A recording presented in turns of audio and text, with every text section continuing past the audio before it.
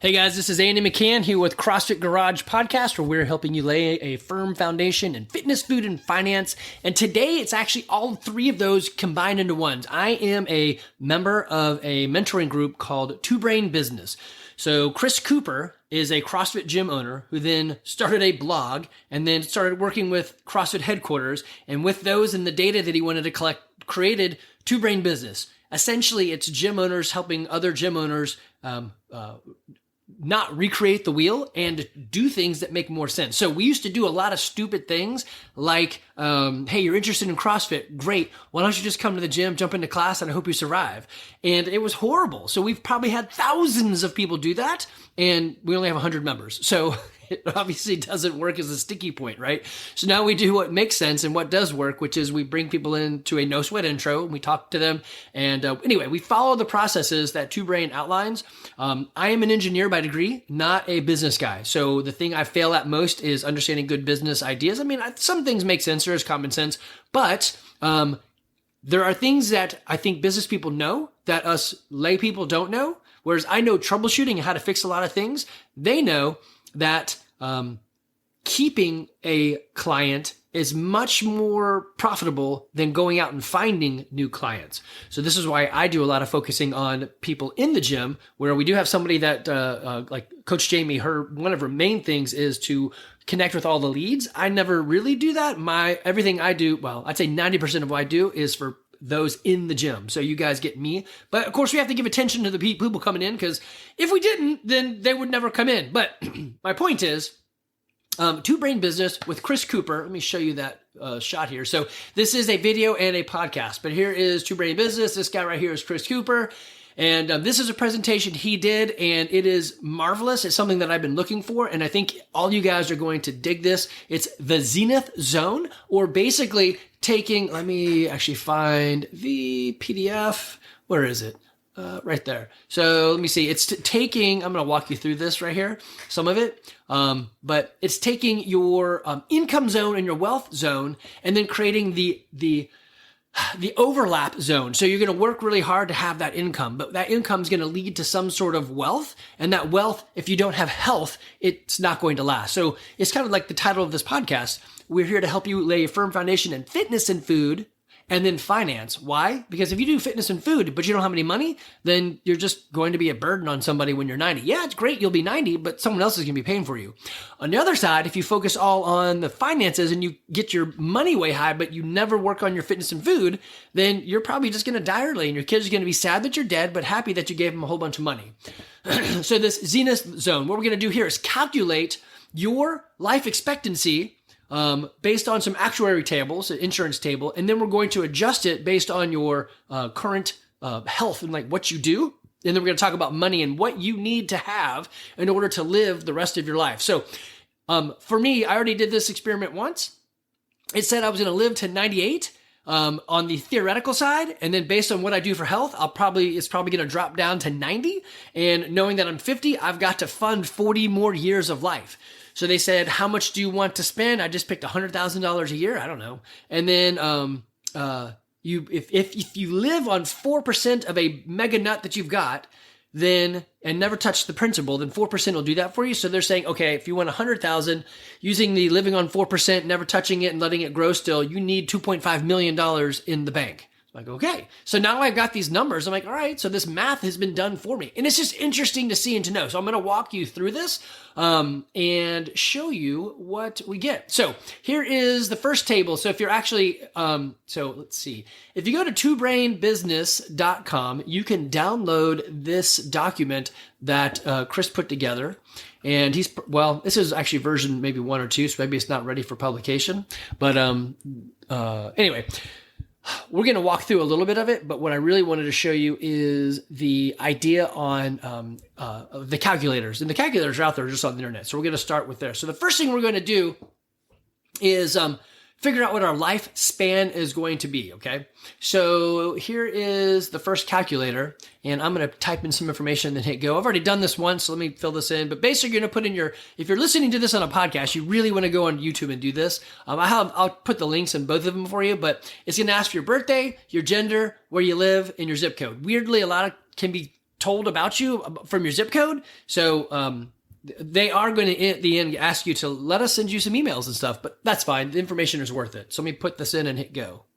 Okay, so this is going to ask you a bunch of questions right here. It says your marital status. So I am married. It says, how many new relationships, friendships have you developed over the past 12 months? Now, this is fascinating. And all the things I've been listening and learning and reading and doing podcasts and consuming, the relationship side is something that I really never considered. So they have found the people who live the longest not only have good health, good fitness, and money, but they also have the best intimate relationships. And because of the gym, I am able to make more than 7 friends or more, right, over the next 12 months. So I get to meet a lot of people. Do they always go deep? No, not all the time, but some of us really connect, whether it's chickens or just the pursuit of health and fitness, or is it kids or D&D or board games or whatever, right, or adventure racing. So for me, and it's interesting, this one comes up first.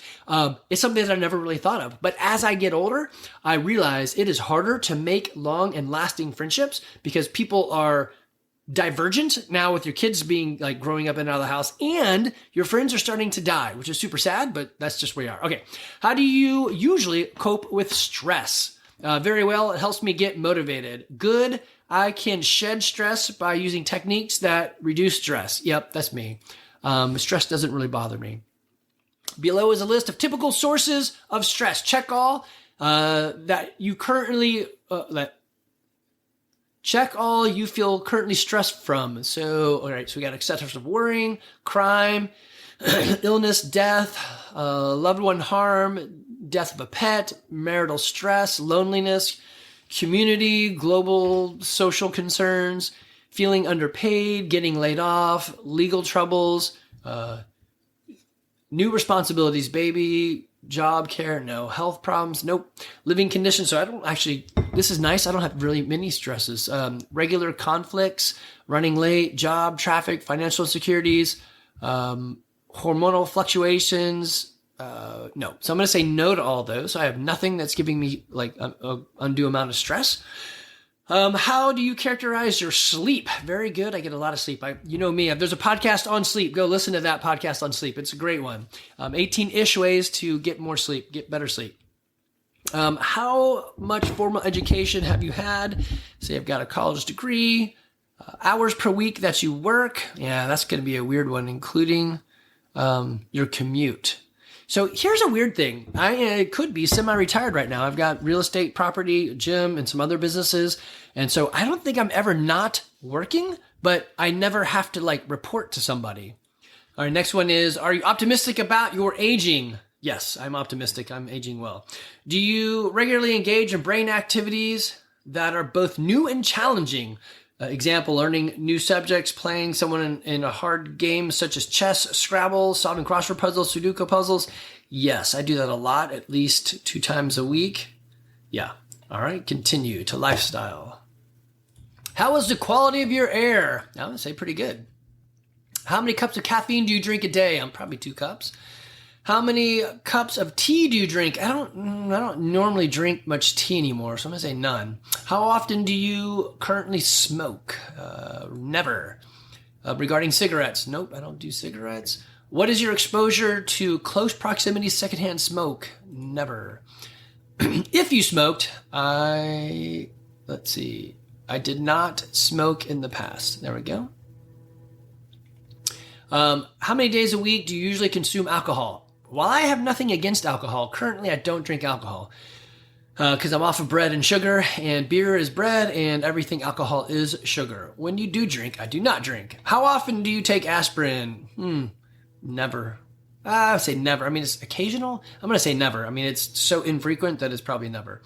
Do you wear sunscreen? I'm going to say sometimes. Besides brushing your teeth, do you also floss? Yes. I have dentures. Oh, that's funny. All right, nutrition. How much do you weigh? I am 165 pounds, and I am 5'8" and some change. We're just going to call it 5'8". Do you bodybuild or strength train to a degree that your body mass index is high because of muscle, not fat? Yeah, I'd probably say yes. I'm pretty low on fat. How many servings of processed meats processed meat of fast foods do you eat? I don't eat fast foods, so none. Well, let's see. Is that a day or a week? Hot dogs, chicken. I do go to like Canyons, which isn't like super fast food, but that is probably fast food. How many servings of dairy? I eat a lot of dairy. So I'm going to say, how many servings of dairy do you eat per day? I'm going to go with 2 to 3. Do you take calcium or vitamin D supplements? No, I don't take anything. Do you snack? I do not snack between meals. How often per week do you have red meats as your main course? Oh man, that's going to be as my main course. How often? Yeah, I'm going to say 6 to 7 times a week. How often do you eat sweets? I avoid sweets. I don't eat any of those. What about carbohydrates? White bread, rolls? I don't eat those. Serving less than... Do you believe you have a diet that leads to weight gain? No. I eat too much every day. I am maintaining a healthy weight. Yep. Let's see. Do you take iron supplements? No. Or a multivitamin? How many days a week do you exercise? 5 days a week. Aside from exercise, during your leisure time, I am generally engaged in something physical. Yep. All right. Medical. So they're going to ask medical questions. This is a actuary or an insurance table. So they use this. If you ever got insurance, then you're going to go through these exact questions. I'm going to pause this. I'll read them to you still, but I'm going to answer them real quick. Okay. So it asks a bunch of questions. It's going to say, how often do you have a bowel movement? At least twice a day. Do you regularly screen for cancer? What was your HDL cholesterol, the good cholesterol? What was your LDL, bad cholesterol? What is your blood pressure? And do you have diabetes? And have you had a heart attack? So all those are good answers for me. Nothing jumping out there. How many members in your immediate family have diabetes? None. Does cancer run in the family? Yeah, I got one with some cancer. Concerning the longevity in your family, including grandparents, aunts and uncles, brothers, sisters, which of the following fits best? Generally, my relatives pass away in their 60s, 70s, 80s, 90s, or above 100. I'm going to say, I'm going to go with 80s. I don't actually, 80? Yeah, I'm going to go with 80s. No one died early, unexpected, and nobody was like, wow, they're 100, so I'll go 80. Okay, and I'm going to get my answer real quick. All right, done. So it says, this one says 97. Last time it said 98, so I don't know what I changed, but so it says I'm going to live for 47 more years. Yay! That's cool. All right, so now that I've got that number, there is a spreadsheet. I'll link you to this, and you'll have to make a copy of it. So I'm going to put in lifespan 90. Let's go with 98 because that's what I got the first time. And then we're going to do another sheet. And that one, let's see. Let me find the Zenith Zones. All right. So we've got this. Got the calculator, get a number, Zenith Zones, make a file. All right. Enter your estimate in cell C2, which is what I did. C4 because she made it cooler. Lifespan estimated in months. All right, so VO2 max. Now we need to pull out our VO2 max. So how does VO2 max correlate with longevity? How do you get this number? So there's a chart. There's actually something you can do on the rower.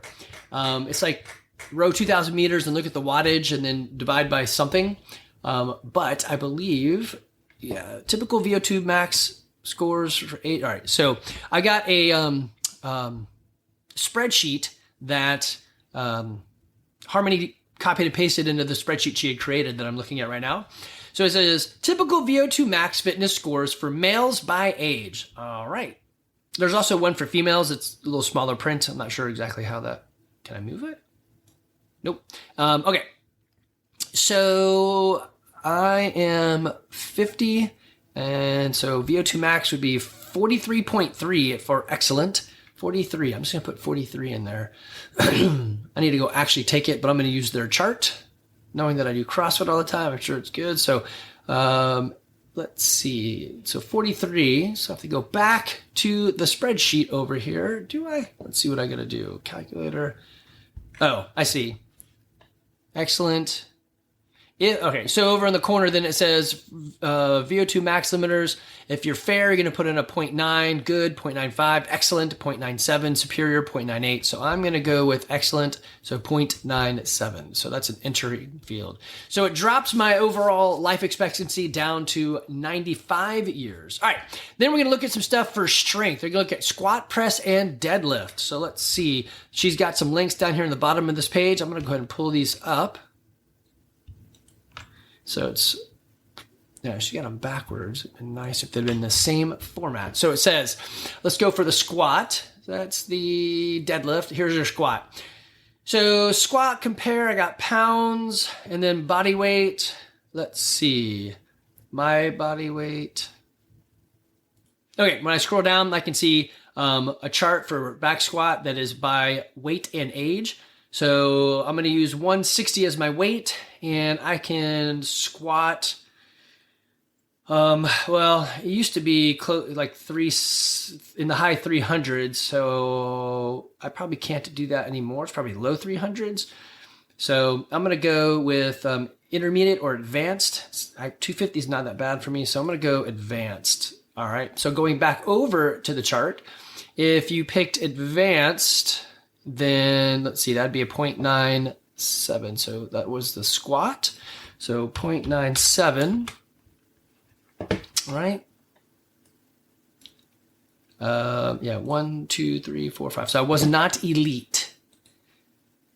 Yeah, they use different wording here. Oh, it's right there at the bottom. Nice. All right, so advanced was 0.97. Yeah, so it's at the bottom of this sheet. All right, so now I'm going to go and enter in my press, which is not very good. So do the same thing. I'm a 160-pound man. I can press just a little bit more than 130, so that's intermediate. So I go back over to the spreadsheet, and intermediate is 0.95, so press 0.95. And then the deadlift. All right, 160-pound man. At one point, I could lift 400, but I can't do that anymore. So they got advanced as 389.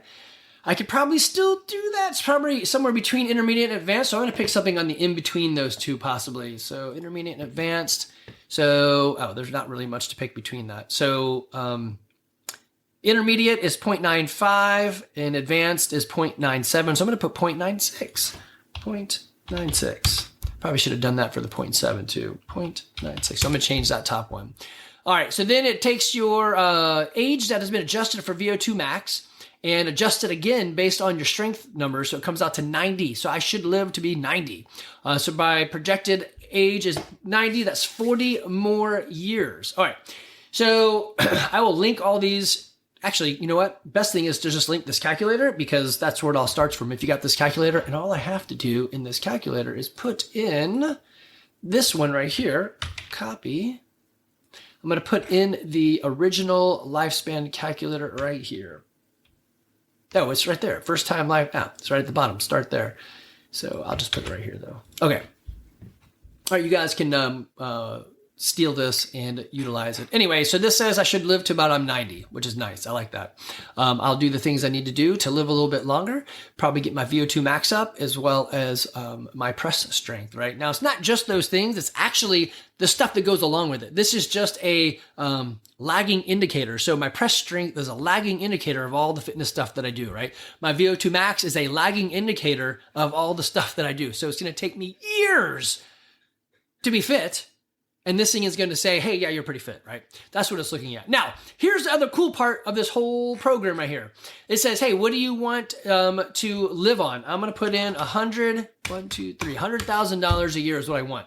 So then it tells me then if I'm going to take 4% out of that, then the nut that I have to have is 2.5 million. In order to make it those 40 extra years, I need to have in the bank $2.5 million. So you guys then can use this to say, all right, what number am I shooting for? When do I get off the train? When do I stop pushing to drive all this money, right? Well, when you get, I don't know, $3 million in the bank or in your investments or portfolios or whatever, then you're there. You should probably relax it a bit, right? So here's the thing that you don't want to have happen. You pursue money so much, you're buying all these toys, stop buying stupid stuff. Buy assets and let those assets pay you back. and for me, pay things off. I know not everybody believes in getting out of debt, but if the big guys use debt on us, then there must be a handcuffing somewhere, right? So I say get out of debt, but that's just me. Anyway,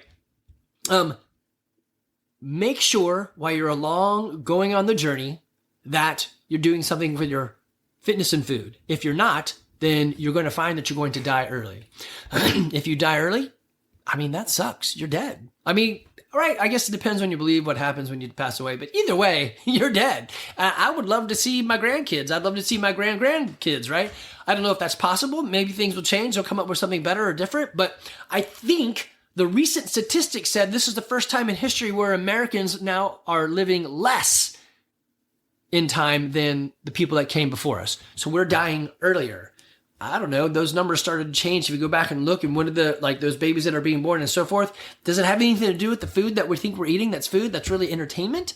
Maybe. This right here didn't really say too much about, I mean, it did say, do you eat out? But I mean, man, if I had to guess, I'd say the amount of processed foods you have is probably a massive indicator of your health. But anyway, if you're doing CrossFit, it should be a big reason should be you want to be harder to kill. There's probably already things happening in your life and you want to get your life back. That's why we're here. Maybe you're young enough that you see this and you're like, I don't want to have those things happen in my life. I started CrossFitting when I was like 32 or 34. And we used to joke about, hey, what is it going to look like after 20 years of CrossFit? Will our shoulders and knees be banged up so much that we can't use them anymore? I am the only owner from the garage that still does CrossFit. Everybody else is doing something different. I have to go ask him how their hips and shoulders are. I don't really know, but I'm still doing it and I feel great. I know one of them had hip surgery. I don't know what that was from. And another one has old injuries from hockey. And I think actually Shane is doing CrossFit or something like it in his own garage. So maybe, well, anyway, I guess my point is I've been doing it consistently for 17 years and I don't have any problems. I feel great. I can get up and I can move. I don't take any medicines. I eat very healthy, very consistent, and it's going really well for me. Guys, I encourage you to utilize this chart, try it out, and let's see if I can move this around so you can see it a bit better, because I think my face is covering some of it. But the screen, yeah, you can't really see that. Oh, there it is. So if I scroll up, you can see more of that. There's more on this chart. I'll link this all in the show notes. But guys, if you're like me and you're 50, if you're one of my friends from Georgia Tech or people, guys in my small group, guys that, even if you're already at the gym, it's not too late to focus on your health and fitness. You need to sweat some, you need to move some. You also need to stop eating like a death row inmate. It doesn't have to be complicated. It doesn't have to be hard. You have to take a step. What can I do? What's the maximum effect for the minimal dose, right? So I don't want to do too much, but I want the biggest benefit. Man, I can help you with that. I am happy to give you the information that I've gotten over the last 17 years. I'm happy to tell you my story. I'm happy to share what I found to be successful. I know everybody's body is different, so it may not be the same, but I do know this. You won't be wealthy unless you invest or are working. You won't be healthy unless you're investing in yourself or working. So you've got to do these things. All right, guys. Hopefully you found this interesting. The video is probably going to be a whole lot more impactful, but the podcast, you'll get the idea of what we're doing, and hopefully you go find the link and try this out yourself. All right, guys. Be good.